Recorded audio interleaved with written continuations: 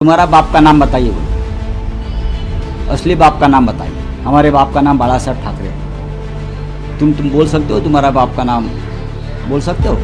आपने कल एक ट्वीट किया ऑपरेशन तुड़वा, उसको लेके पुलिस ने भी लेटर दिया है कि कहा है कि सबको देखना है। और एकनाथ शिंदे की पार्टी की तरफ से संजय पाटिल हैं, किशोर पाटिल हैं, उनका बयान आया कि अगर किसी का बाप भी आ जाएगा तो वो जो एमपीज हैं उनको तुड़वा नहीं कर पाएगा। अच्छा, तुम्हारा बाप का नाम बताइए, बोलो असली बाप का नाम बताइए।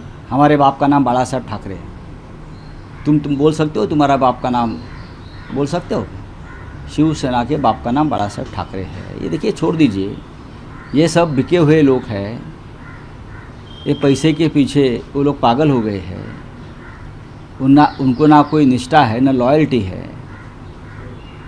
गांजा पीते हैं, नशा करते हैं और इस प्रकार की बातें करते हैं।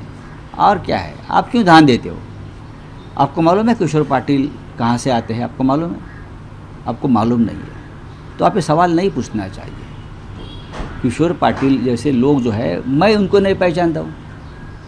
मुझे मालूम नहीं आदमी कौन है और आप उनके नाम से मुझे सवाल पूछ रहे हो। सर, हेडलाइन चल रही है एक न्यूज़ चैनल। हेडलाइन कौन चलाएगा? हेडलाइन तो किसकी भी चलती है ना। आजकल गद्दारों की बड़ी हेडलाइन चलती है, निष्ठावान हेडलाइन नहीं चलती मीडिया में। NDTV पे चली होगी हेडलाइन। सर, आपने हमेशा राहुल गांधी की लीडरशिप को सपोर्ट किया है। राहुल गांधी का आज बर्थडे है, आपने ट्वीट करके उनको विश भी किया है। देखिए, राहुल जी देश के नेता है। राहुल जी एक लोकप्रिय नेता है। राहुल संघर्ष करते हैं, जिसकी आज ज़रूरत है। राहुल सच बोलते हैं और राहुल के लीडरशिप ने ही मोदी जी को सबसे बड़ा चैलेंज खड़ा किया है। इसलिए तो ये तोड़फोड़ चल रही है ना। 2029 में राहुल जी के नेतृत्व में हम सरकार बनाएंगे केंद्र में। मैं आपको बोल रहा हूँ, ये मोदी और शाह को मालूम है। इसीलिए तो ये पार्टी तोड़ने का जो और स्टेट तोड़ने का जो कार्यक्रम चल रहा है ना, वो वही डर के मारे चल रहा है। 2029 में हम सरकार बनाएंगे राहुल जी के लीडरशिप में, दिल्ली में, केंद्र में।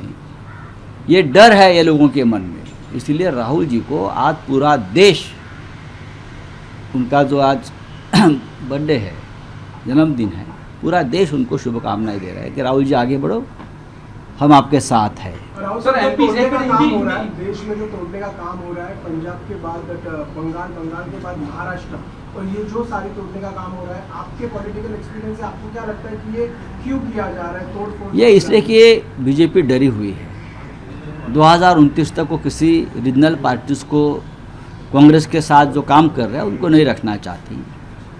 दूसरी बात, ये 8 से 50 वाला लोकसभा का आंकड़ा लेकर संविधान में बदल करेंगे। संविधान बदलने के बाद डेमोक्रेटिक सिस्टम ख़त्म करेंगे और इस देश में वो प्रेसिडेंशियल सिस्टम लाना चाहते हैं, हुकुमशाही, तानाशाही। इसलिए सब चल रहा है, लेकिन हमें होने नहीं दे। सर, कल सुनेत्रा पवार जाके अमित शाह से मिली। अब ये भी हो रहा है कि जो शरद पवार के एमपीज हैं उनको भी तोड़ने का काम देखेंगे ना। यही काम है ना दिल्ली वालों का, तोड़ने का। और किसको मैंने बोला ना, कल मोदी और ट्रंप की जो मीटिंग हो गई, आपने फ़ोटो देखा होगा।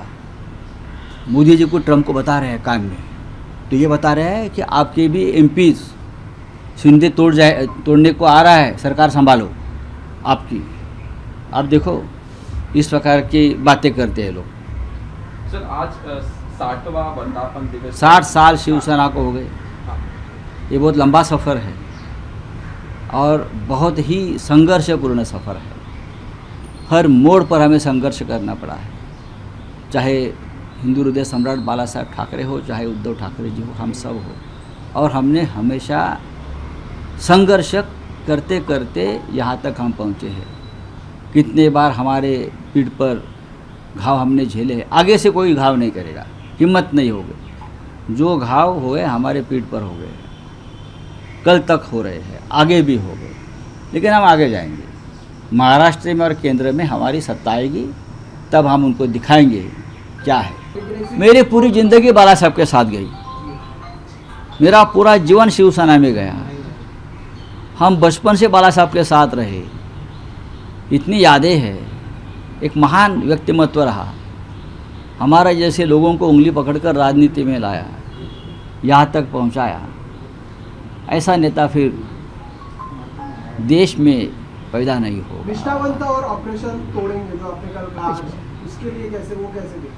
देखिए, शिवसेना ये निष्ठावंतों की एक फैक्ट्री है।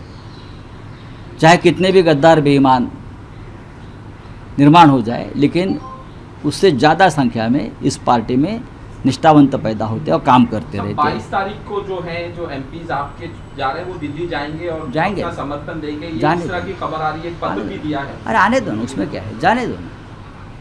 अब वो हमारे नहीं रहे हैं, उसने अपने आप को बेच दिया है, अपनी कीमत उसने बना दी है। 50 करोड़ 60 करोड़, अभी बोला ना मैंने, अभी एक मंत्री के लिए 6 लोगों में झगड़ा चल रहा है, कौन मंत्री बनेगा। तो एकनाथ शिंदे के बेटे ने प्रस्ताव रखा है, एक मंत्री बनेगा, बाकी तो 5 बचे हैं, उनको 25-25 करोड़ में ज़्यादा दूंगा। अब झगड़ा मत करो। जो बच्चों को देता ना चॉकलेट, वो करोड़ों में ही बोलते हैं ना, लूट का पैसा है, डकैती का पैसा है।